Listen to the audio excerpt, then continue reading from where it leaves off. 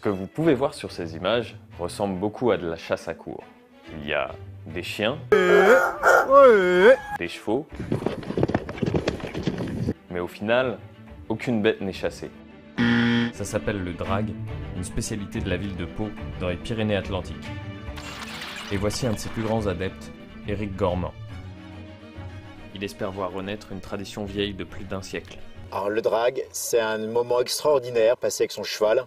Un moment d'intimité, le cheval est très heureux dans la nature. C'est un simulacre de chasse à courre, donc il n'y a pas du tout d'animaux qui sont chassés. Les deux n'ont rien à voir. Le drag, c'est vraiment un sport, là où la chasse à courre, c'est vraiment un art de vivre. Vous pouvez très bien être à cheval pendant 6-7 heures, ne jamais faire de galop, ne jamais franchir un obstacle parce que il y a beaucoup d'attentes et ensuite c'est souvent en sous-bois et là vous n'avez pas la possibilité de faire des sauts. Alors le drag, c'est un sport en plein air durant lequel nous suivons une trace qui a été faite artificiellement le matin même par 2 personnes. Les dragueurs ont une technique.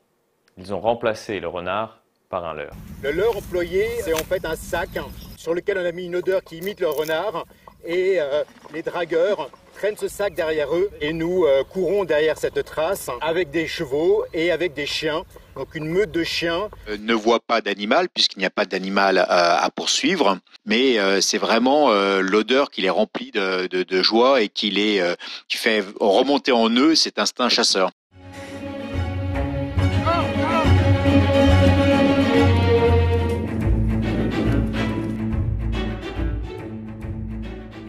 Pau a une tradition britannique et irlandaise, enfin en tous les cas anglo-saxonne, depuis le passage de Wellington, ici, après les guerres napoléoniennes, lors de la retraite française d'Espagne. Les soldats britanniques s'entraînaient à monter à cheval en pratiquant la chasse à courre à l'époque.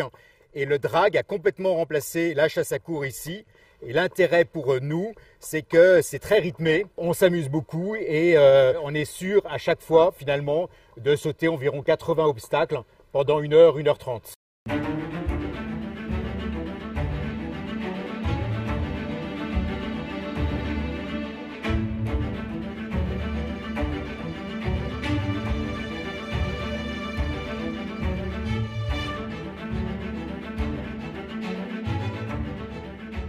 Nous partons pour 1h30 et ensuite ça se finit toujours par un déjeuner dans une auberge du coin qui est toujours très sympathique.